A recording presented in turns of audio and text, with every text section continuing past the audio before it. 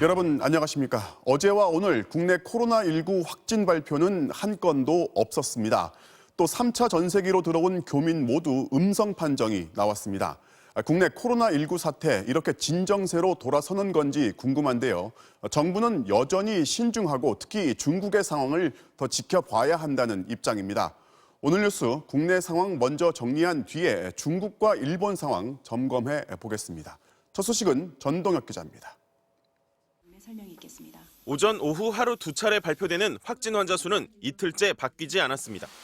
어제 입국한 3차 우한교민 147명에 대한 바이러스 검사에서도 모두 음성이 나왔습니다. 국내 확진 환자 수는 지난 11일 1명이 추가된 이후 28명을 그대로 유지 중입니다. 이들 중 7명이 완치된 데 이어 나머지 환자도 상태가 안정적이어서 조만간 추가 퇴원이 있을 걸로 보입니다. 나머지 환자분들은 상태가 안정적으로 관리가 되고 있습니다.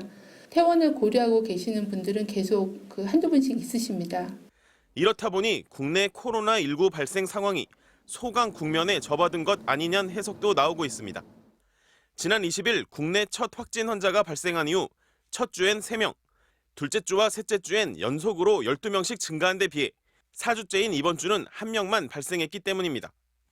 하지만 방역당국은 코로나19가 지역사회에 광범위하게 감염될 위험이 크진 않지만 아직 소강 국면은 아니라고 선을 그었습니다. 확진 환자는 늘고 있지 않지만 진단검사 요청 건수는 계속 늘고 있기 때문입니다. 확진 환자 수가 증가하지 않은 게 안심 단계냐라고 물어보셨는데 유증상자가 상당히 많기 때문에 이걸로 더 환자가 없대거나 그렇게 보고 있지는 않습니다. 방역당국은 특히 중국의 상황을 예의주시하고 있습니다.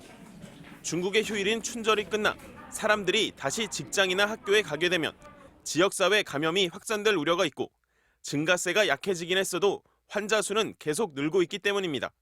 하루에 2,000명 이상 신규 환자가 생기고 있고 중국과의 교류가 많은 상황이기 때문에 언제든지 그런 연관된 사례들은 보고가 될 수 있어서 정부는 현행대로 코로나19의 국내 유입과 지역 내 전파를 최대한 차단하는 한편 기존 확진 환자의 치료에도 집중하겠다는 계획입니다.